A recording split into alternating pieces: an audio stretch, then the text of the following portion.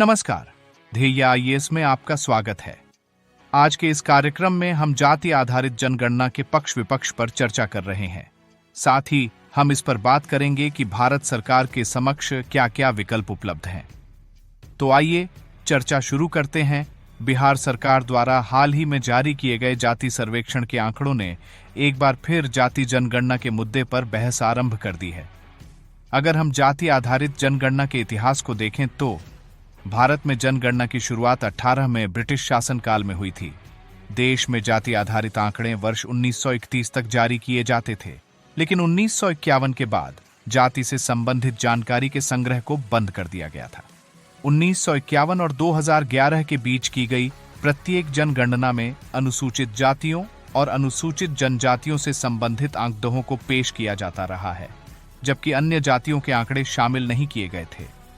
स्वतंत्र भारत में पहली बार 2011 में सामाजिक आर्थिक जाति जनगणना आयोजित की गई थी। हालांकि इसके निष्कर्ष जारी नहीं किए गए। वर्तमान में सभी जातियों के लिए उपलब्ध सबसे व्यापक आंकड़े 1931 की जनगणना के हैं।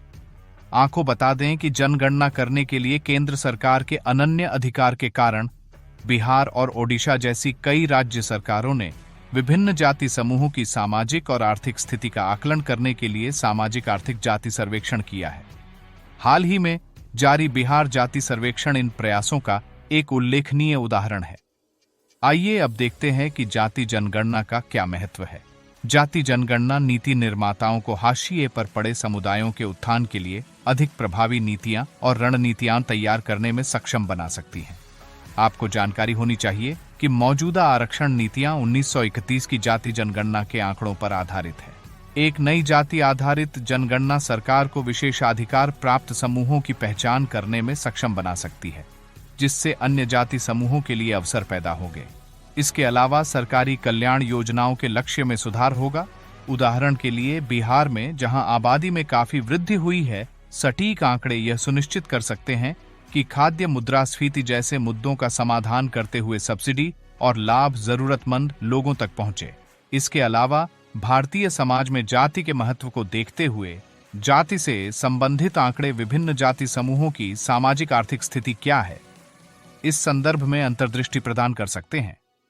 अगर हम संविधान में इससे संबंधित प्रावधानों की बात करें तो संविधान का अनुच्छेद 340 सामाजिक और शैक्षिक रूप से पिछड़े वर्गों की स्थितियों की जांच करने और सरकारी कार्रवाई के लिए सिफारिशें करने के लिए एक आयोग की नियुक्ति के लिए आदेश देता है।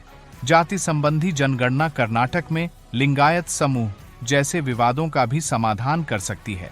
आइए अब ये देखें कि जाति आधारित जनगणना के खिलाफ क्या तर्क हैं।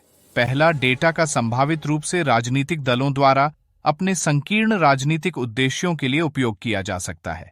दूसरा तर्क, जातियों की गणना जाति आधारित पहचान को मजबूत कर सकती है, जो संभावित रूप से राष्ट्रीय एकता के विकास को बाधित कर सकती है। तीसरा, जाति जनगणना से बड़े या अलग आरक्षण कोटा की मांग बढ़ सकती है। उदाहरण के लिए पटेल, गुज्जर और जाट जैसी जातियों पहले ही आरक्षण की मांग कर रहे हैं।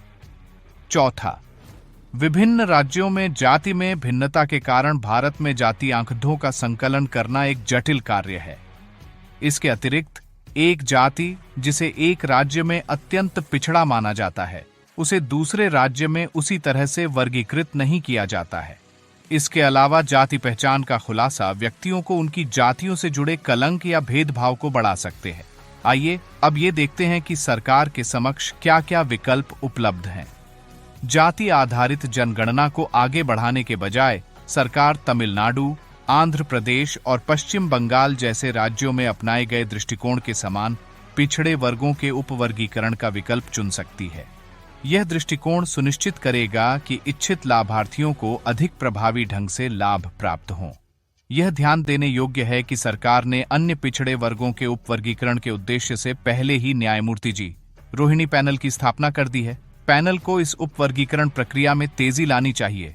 सरकार सामाजिक आर्थिक जाति जनगणना के दौरान एकत्र किए गए जाति आधारित डेटा का विश्लेषण करने के लिए आर्टिफिशियल इंटेलिजेंस और मशीन लर्निंग जैसी आधुनिक तकनीकों का उपयोग कर सकती है। एक पूर्ण जनगणना आयोजित करने के अलावा राज्य और जिला स्तरों पर एक स्वतंत्र प्रारंभिक सामाजिक मानव शास्त्रीय अध्ययन किया जा सकता है। डॉ. BR अंबेडकर ने कहा था कि यदि भारत को राष्ट्रों के बीच गौरवपूर्ण स्थान प्राप्त करना है तो पहले जाति का उन्मूलन करना होगा। सबसे महत्वपूर्ण बात यह है कि जाति की गिनती करनी है या नहीं। इस बहस में पढ़ने की तुलना में मौजूदा डेटाबेस में सुधार करना अधिक महत्वपूर्ण है। इस कार्यक्रम में बस इतना ही। धन्यवाद।